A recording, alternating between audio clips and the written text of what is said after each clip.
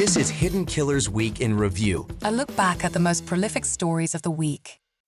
This is the Hidden Killers Podcast with Tony Brueski and continuing coverage of the case against Bryan Kohberger. Ever a guy obsessed with murder? Bryan Kohberger was surprisingly bad at getting away with one. And yet, he left almost no trace.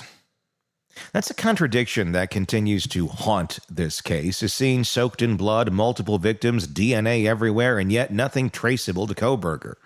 No blood on his clothes, none in his car, nothing in his apartment, just a knife sheath with his DNA on the snap. And even that felt like an afterthought. So how do you create that much carnage and leave almost nothing behind? That's where the story starts to shift from sloppy killer to obsessive cleaner. In this segment, we're going to dig into the forensic blind spots, the missing murder weapon, the almost surgically erased trail, and disturbing possibility that Kohberger dismantled his car to eliminate blood spatter.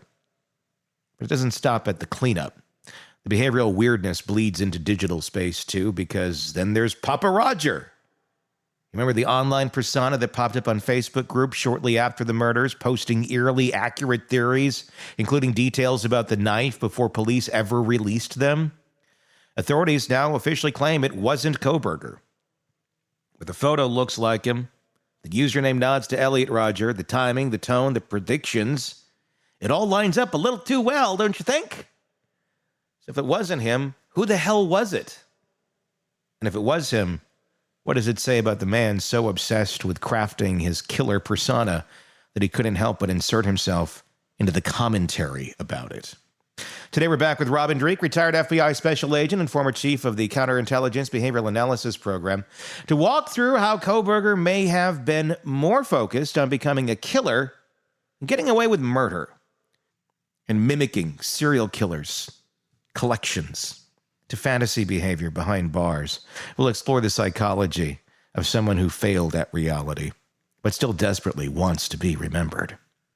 The K-bar knife, obviously, the sheath left behind. We still don't know where the murder weapon is. We don't know exactly how the hell he got in and out of there with as horrible and gruesome as this scene was, without leaving a trail behind him. I mean, I think that's still a bit of a mystery. I don't know how you physically do that. How do you get out of there without leaving a trail of some sort?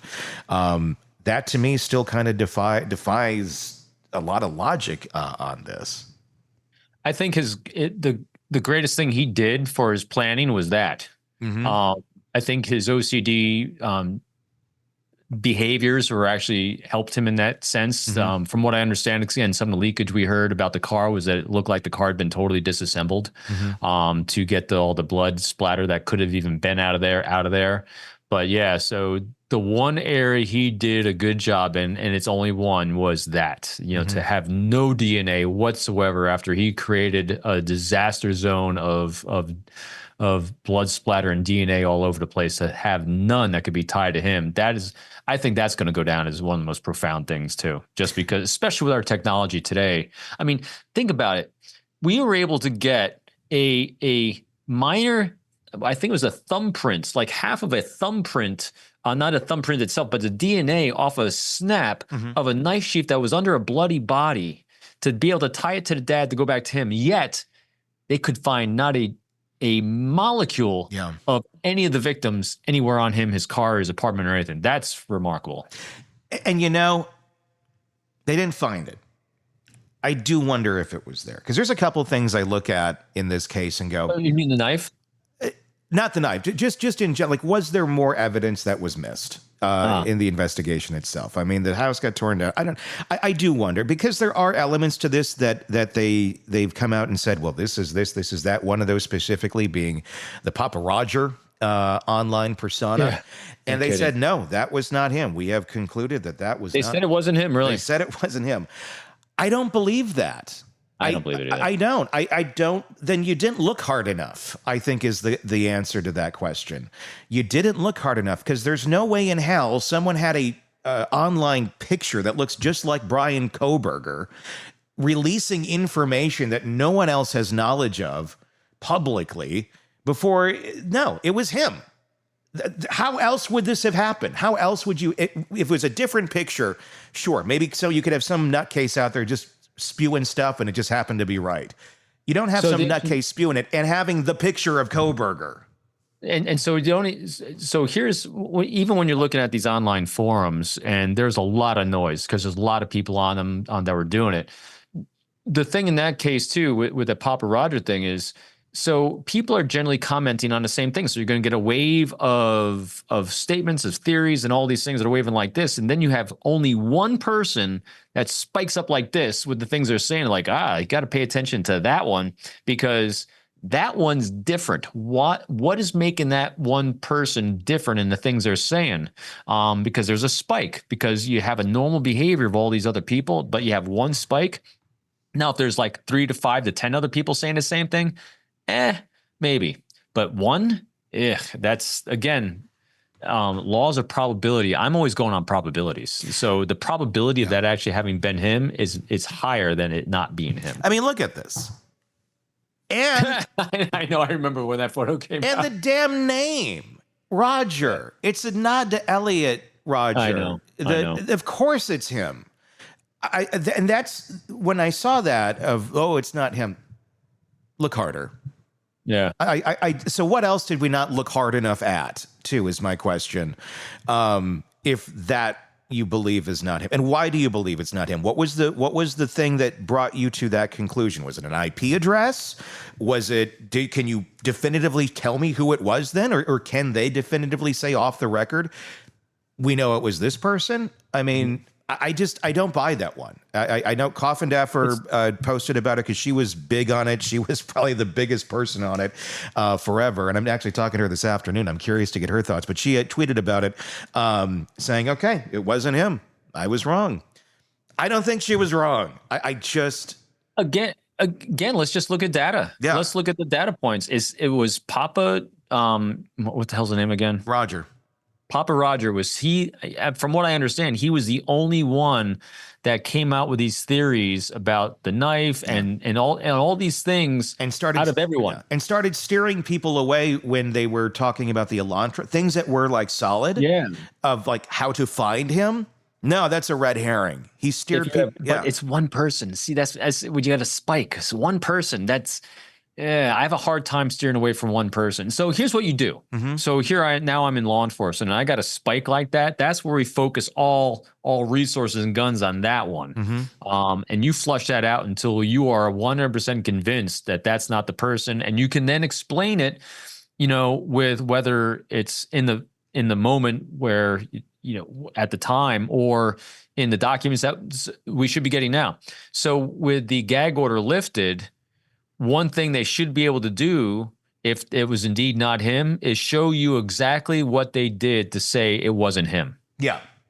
I mean, you have to name the name of who it is, obviously, but why? It's not just it wasn't him. Why? How was that not him?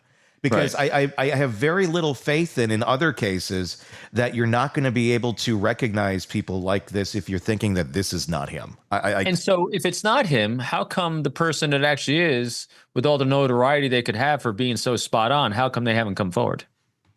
Exactly. Well, and this too. I mean, the man was obsessed with being other people because he was such a shitty human being himself. I mean, that's the thing. I mean, American Psycho, we called that right away with the picture of him, this one with the shower. It's in the shower. I mean, it was a breadcrumb. It's also a self-made trophy. It is. And it was him trying to be elusive. I mean, he didn't know the picture was ever going to get out. That was for him to look at and go, ha, ha, ha. But if anyone ever did find it, yes, it's a nod to Psycho. It's a nod to American Psycho with the getup. It's a nod to Norman Bates. It's a nod to the thumbs up Bundy. I mean, it's all this. And yes, and there's Papa fucking Roger. So it's him. I mean, this was his propensity to do this, and he probably still will do this from behind bars. There's going to be more of him trying to emulate other people. I think he's going to go down BTK's road a bit, and really try to communicate and have some sort of dialogue with people. I think so. Part of what I think one of the reasons he took that plea deal is because he saw he could be another BTK from behind bars. Exactly. The problem is BTK is a lot smarter. He's a lot smoother, and he's a lot more congenial. Yeah. Yeah. I mean, literally, as horrendous as BTK is, he's a more likable guy than Kohberger. Yeah. And so so what I envision Kohberger trying to do is BTK-like things, and he's going to fumble the ball. And that's the thing with this too. And that's a good point. This kid has always fumbled the ball on everything he has. So what is there to study about Bryan Kohberger at the end of the day? Honest to God. I mean, I get like Olivia said, he's nothing but a wannabe. He is. Because, look, BTK is worth studying. There's a long history of his shit that he terrorized Wichita for like decades. Ted Bundy's worth studying. All these people who had a lot of reps, who got away with it over and over and over again and manipulated people over and over again, they are worth studying. Kohberger didn't manipulate anybody. Kohberger was an idiot. Oh, my God. It just struck me because all these other people, like BTK, Ted Bundy, and all that, they were original. Yes. He's not. Kohberger's a mimic. Like, other than studying him as a mimic, there's nothing to study here. He wasn't good at what he did. Right. He wasn't. He sucked at being everyone else. Yes, he sucked at being himself, and he sucked at being everyone else. Yeah. He just everything. And it's because of the way his mind works. I just don't know what there is to study here. And I'm glad there are people like Catherine Ramsland out there who I'm sure will hopefully, get to do a little insight on this. And I hope they take the judge's lead on him. Yeah. Who says, "Hey, study him, but don't release it. Use it in academic circles and things like that, but give him no notoriety." It's going to be out there. It'll be a book. We know that's going to happen. But I just don't know that there's any depth here. It was a very perplexing case to watch. It was outrageous of what he did, but he ain't no Ted Bundy. He's not BTK. He's a student. He got away with it for a short period of time, like less than a month, and then he left a ton of evidence. Failed wannabe. Yeah, I mean, because it wasn't just the knife sheath and the DNA as being the linchpin. We're learning now there's a lot of other stuff that they were going to bring out. The car had him nailed really good. Yeah. The cell phone data had him nailed really good. I mean, because again, he operated in such a stovepipe for someone that we're theorizing was planning on murdering people for such a long time. And we've said this before, people shouldn't, what they're failing at is they're planning the murder and how to cover their tracks of the murder.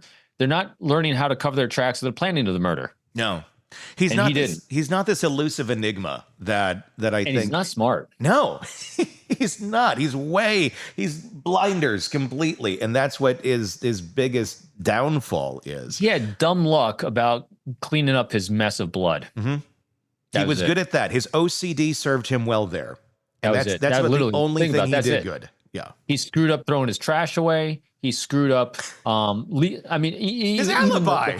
No alibi. It was funny. Even the Facebook page, reading James Patterson's book about them kind of poking at who leaves a knife sheath behind? Who doesn't have it at least on their belt? I mean, would you carry a knife in the knife sheath? I mean, what the hell is it not doing on your belt? What? Like, why is the sheath off of you? Why is it off there? Yeah.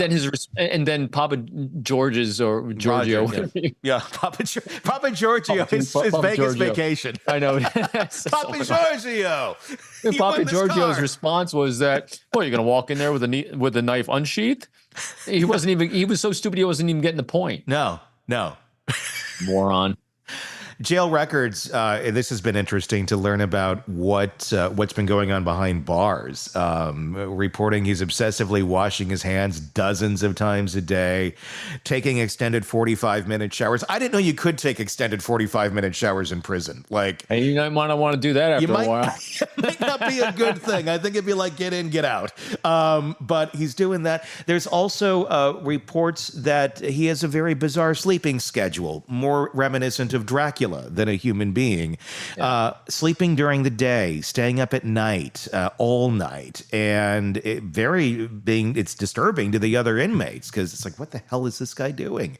Obviously, and also asking to speak to a priest immediately after being arrested. With some of these new things that we're learning about his behavior behind bars, What do you make of it as a behavioral expert? I still think it's just a case of real broken brain. Yeah. And broken brain comes, it's not just in him killing 4 kids. It was broken in a lot of different ways. I think sleep schedules, his whole just think about this. The thing that causes people to do things is massive chemical imbalances, and chemical imbalances in the brain are going to manifest in a lot of other areas, whether it's sleep, melatonin production, and then seeing a priest. Remember, so the first thing that I thought of when you said see a priest is he's still seeking and needs stimulation of some sort, because that's the whole reason, I think, part of the reason why he wanted to kill someone is kind of get the stimulation that he wasn't getting. He gets no emotional stimulation. He told his father about that early growing up. And so I think he's doing his best to try to keep doing something to trigger some sort of emotional response someplace in his brain. And maybe seeing a priest was going to be his way of doing it. It definitely ain't for repentance, because he doesn't give a rat's ass about that. No, I'm like, how does religiousness play any role in his, unless it's a twisted brain? He very well could. He could. Yeah, but also, Rex Heuermann saw a priest too. Yeah. So, I mean, it's self-serving. It's someone being able to tell you what you did is okay, and you'll get forgiven for that. So think about this. So what do priests do when they see you? They listen and validate you. Mm-hmm. Yeah. And what's his mother doing? Yep. There you go. So when he can't talk to his mommy, he's going to talk to a priest. Not because he's religious, but maybe someone will sit there and listen to him rant about how he is. I'd like to pay a priest to go tell him he's going to burn in hell. like have the priest go and just like Olivia Gonzalez. I want it to be like that, where he thinks he's going to get a nice little church time, and it's like the church lady on crack. Bring Martin Short in there as the church lady. You're going to hell. Yeah. It's sad we're laughing about it, but I think he just that. It's because of the Gonzaleses. They really did a good job of helping us all deal with this. They really did, because they helped all of us go on offense with him in a much more profound way than I ever thought anyone could ever do that. I've never, because look what we're doing. We're laughing at him. We are. I mean, and there you had. Yeah, I mean, it's so pathetic once you look, and once we're learning more and more about all this too. It's like, holy shit. So think about how awesome this is, and how those Gonzalez family did this. Had we only listened to the heart-wrenching, amazing, profound stories of the impact of the survivors, of the other roommates, and all the family members, we'd be sitting here most likely talking about them, the people that were lost, the impact, and what a horrible human being he is. Meanwhile, we're riffing off of what the Gonzaleses gave us about what a pathetic human being he is. Yeah. And so it's enabled people like you and me and the rest of the world to poke fun at the piece of crap of a human being that he is. And he's going to get nothing but that for the rest of his life. Good. Yeah. I hope you found us on your iPad, Bryan. Yes. Wouldn't that be great? You suck. Your time's coming. There's a lot of people that want to, fill their big canteen. D's coming for you. What we're left with here isn't some criminal genius. It's not a Hannibal Lecter. It's not even a Ted Bundy. What we're left with is a mimic, a guy who studied horror like it was homework, pieced together a Frankenstein identity out of Reddit threads and serial killer documentaries, and still couldn't pull off anything cleanly. Bryan Kohberger wanted to be a villain. But like everything else in his life, he fumbled the execution. He thought he was pulling off BTK. But unlike Dennis Rader, who eluded capture for decades, Kohberger lasted less than 6 weeks before law enforcement cracked him.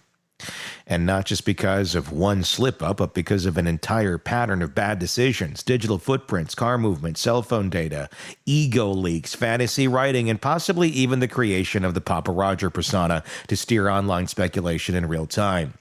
And let's be honest, if he was Papa Roger, it's even more pathetic. Because what kind of killer creates a fan account for his own crime? The kind who doesn't care about the victims. The kind who only cares about getting attention, the kind who thinks notoriety is the same thing as legacy. Robin nailed the behavioral profile here. Kohberger isn't a master manipulator. He's not interesting enough for that. He's a mimic. He tries on different personas because he hates who he actually is. He's a guy who thought a K-bar knife and a PhD made him dangerous. Instead, It made him traceable, replaceable, and forgettable once the fascination wears off. And now, he's rotting in a cell, scrubbing his hands until they bleed, taking 45-minute showers like that'll wash away what he did. But the most fitting part,